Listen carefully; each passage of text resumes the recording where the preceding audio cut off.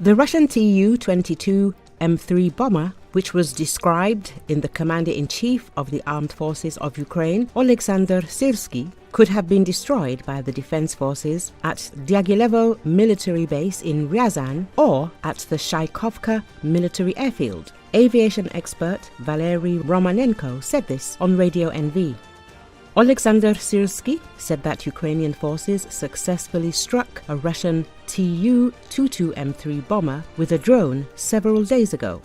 A few days ago, our successful actions destroyed a Tu-22M3 long-range bomber. It had just landed when our drone hit it. The cost is about $100 million, Syrsky said. In particular, Valery Romanenko said that the 52nd Heavy Bomber Aviation Regiment of the Russian Federation was relocated from Shaikovka to Mozdok.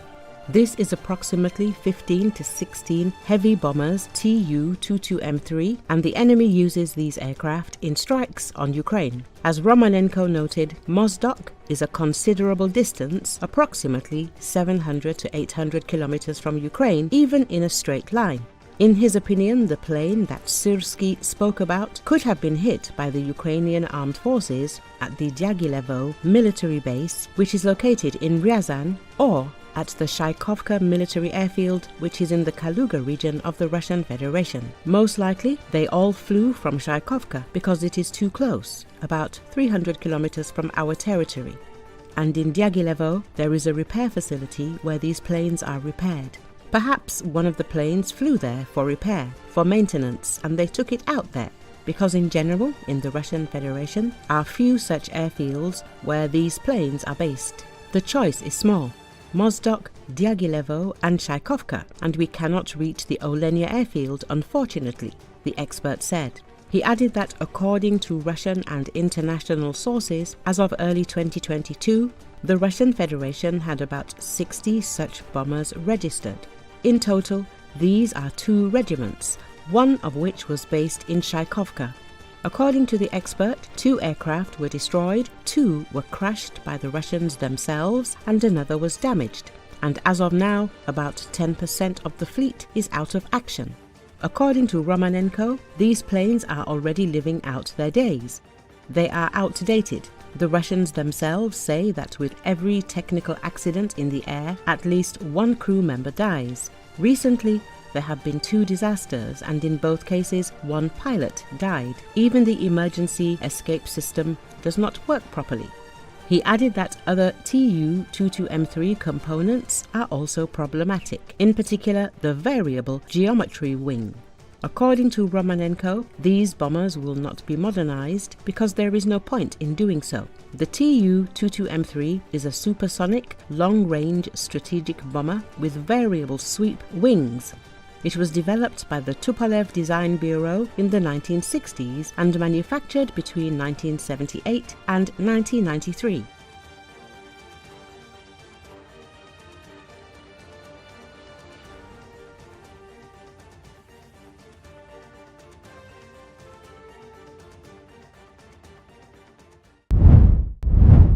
The Ukrainian soldiers emerged from the ruined house at gunpoint, one with arms raised in surrender to the Russian troops, and lay face down in the grass. 2 drones, one Ukrainian and one Russian, recorded the scene from high above the southern Ukrainian village of Pyatikatki. The Associated Press managed to get both videos. They offer very different versions of what happened next. The Ukrainian drone video, which AP obtained from European military officials, shows soldiers with Russian uniform markings raising their weapons and shooting each of the 4 Ukrainians in the back with such ferocity that one man was left without a head. The footage of the Russian soldiers opening fire on the unarmed Ukrainian soldiers has been blurred by the Associated Press due to the graphic nature of the images. Out of all the executions that we've seen since late 2023, it's one of the clearest cases, said Rollo Collins of the Center for Information Resilience, a London group that specializes in visual investigations, and reviewed the video at AP's request. This is not a typical combat killing. This is an illegal action. The Russian drone video, which Associated Press located on pro-Kremlin social media, cuts off abruptly with the men lying on the ground alive. As a result of the work done by our guys, the enemy decided not to be killed and came out with their hands up, wrote a Russian military blogger who posted the video.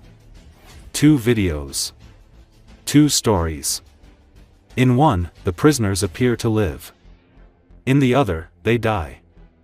As evidence of potential war crimes in Ukraine continues to mount, many in Ukraine worry that the Trump administration's about-face on the war will make it more difficult to establish a firm historical narrative about what has happened since Russia's 2022 invasion and whether those most responsible for atrocities will ever be held accountable.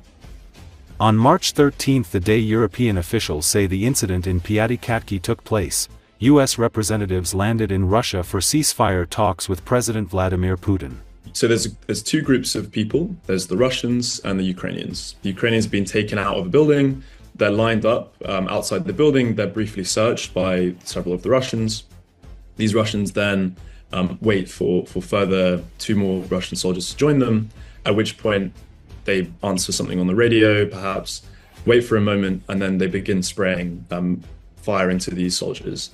After the initial barrage of fire is completed, at least 2 of these Russian soldiers go up to each of the soldiers and finishes them off. This is not a typical assault on a position and overwhelming the enemy. This case is a fairly methodical and surgical clearing out of a building.